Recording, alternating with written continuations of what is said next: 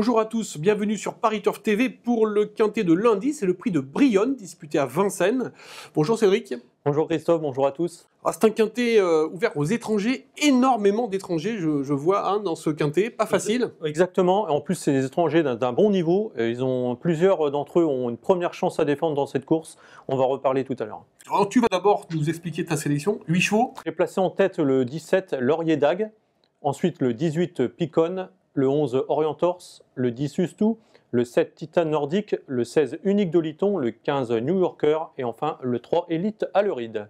Alors Laurier d'Agde reste sur 4 succès, c'est un cheval qui est en pleine forme. Ouais, exactement, c'est un cheval d'origine scandinave qui est arrivé à entraînement chez Karine Dossotte cette année, en 2014. Et depuis, le cheval a aligné victoire vraiment avec beaucoup de marge. D'ailleurs, la dernière fois, Cannes-sur-Mer, il s'est baladé. On l'avait déjà vu aussi à Mons gagner très facilement. C'est visiblement un cheval en retard de gain. D'ailleurs, son entraîneur, donc Karine Dossotte, l'estime meilleur qu'Armando Kevichov, qui a plus du double de gain. Mais est-ce qu'il a des références à Vincennes? Justement, c'est là le seul hic concernant sa candidature. Il va débuter sur la grande piste de Vincennes. Plus c'est un cheval quand même qui a des allures aériennes. Il va falloir voir s'il s'y adapte. Mais si c'est le cas, il a certainement une toute première chance à défendre.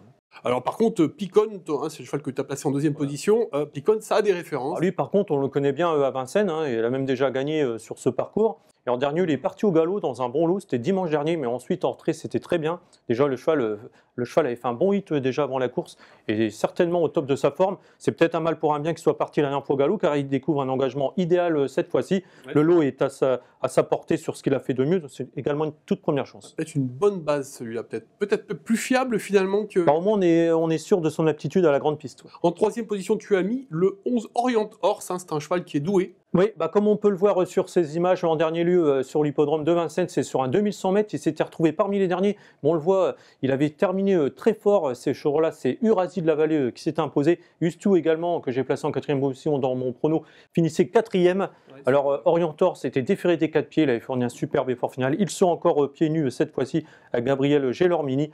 Alors il est à peu près du même niveau, je pense, que les deux chevaux que j'ai placés en tête. Ça va se jouer quand même à peu de choses entre eux. Et le 10 Ustou, donc on en parlait. Alors Ustou, justement, donc tu l'as placé en quatrième position, Cédric. C'est un cheval qui, lui, a les moyens de bien faire à ce niveau. C'est un bon cheval. Il revient en forme en plus. Et il y a un paramètre important à prendre en compte le concernant. Il va être déféré des 4 pieds cette fois-ci. Alors il a été une seule fois déféré des 4 pieds dans sa carrière. C'était sur une piste en herbe.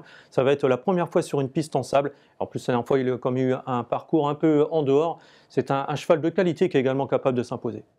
Alors justement, donc Jean-François Meyer est allé à la rencontre de David Thomas et on l'écoute. Le cheval est en bonne forme, il y a un bon lot, il y a beaucoup d'étrangers qui ont l'air de tenir la route, mais le cheval est très bien forme.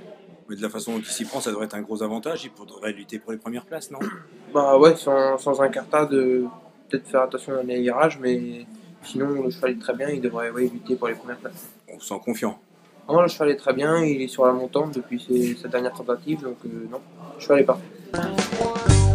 En cinquième position, tu as placé le 7 Titan Nordique qui reste sur un bon succès. C'est un cheval, il va falloir trotter un peu plus vite que la dernière fois. Exactement, alors c'est pareil, c'est un cheval d'origine étrangère, mais qu'on connaît bien maintenant sur notre sol. La dernière fois, il débutait sur la grande piste. Alors, il ne s'est pas vraiment imposé avec un réel brio, mais comme tu l'as dit, Christophe, le lot était quand même moins relevé que celui de lundi. En plus, c'est un cheval quand même qui doit avoir un bon parcours face à une telle opposition. C'est la raison pour laquelle je l'ai placé en cinquième position. Mais bon, en même temps, s'il répète sa dernière course, il ne va pas être loin. Écoutez, je crois qu'on a fait le tour de la question. On va se retrouver maintenant pour un quintet à mardi. Ça sera à Pau et ça sera avec Philippe Thévenon. Voilà, bonne chance à tous. Bonjour à tous.